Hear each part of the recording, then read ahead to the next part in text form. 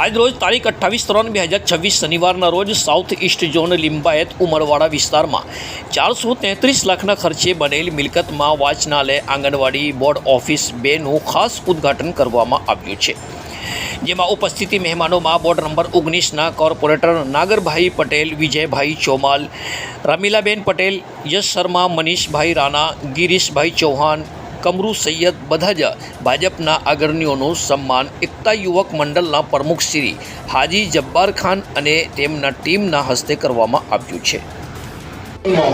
જે વિકાસ કર્યો છે એ વિકાસ આપને આ વોર્ડની આ વિસ્તારની અંદર 4 કરોડ ને 33 લાખે વાચનાલય, આંગણવાડી 8, પુસ્તકાલય, કૃષિ કેન્દ્ર તથા બીજું 8 કરોડ 11 લાખના ખર્ચે બાજુમાં સ્કૂલ બની રહી છે, તૈયાર પણ થઈ ગઈ છે। એ ભારતીય જનતા પાર્ટી જે છે ને એ કોઈ નાત જાત કે કોઈ ધર્મના ભાવનાથી સ્કૂલ હોય કે કંઈ પણ હોય, વિકાસ ભારતીય જનતા પાર્ટી કરે છે, બીજા નથી કરતા। 5 વર્ષમાં ભારતીય જનતા પાર્ટીએ જે વિકાસ કર્યો એ તમને બીજું 2 કરોડ અને 15 લાખના ખર્ચે આરોગ્ય કેન્દ્ર એ પણ તૈયાર થઈ ગયું છે।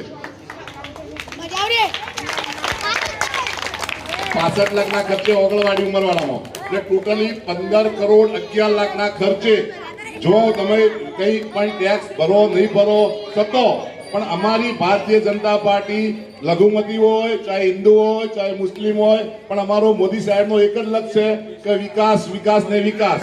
અને એ વિકાસ આપની નજર સમક્ષ વોર્ડ નંબર 19માં ઉમરવાડામાં દેખાય છે।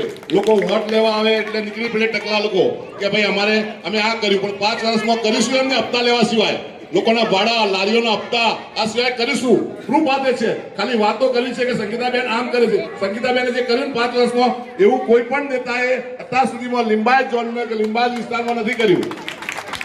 એટલે બેનના નામે એક વાત બધા મારા સાથી મિત્રો તથા સ્થાનિક સભ્યો એક કાર્ય જબરદસ્ત થયું જોઈએ।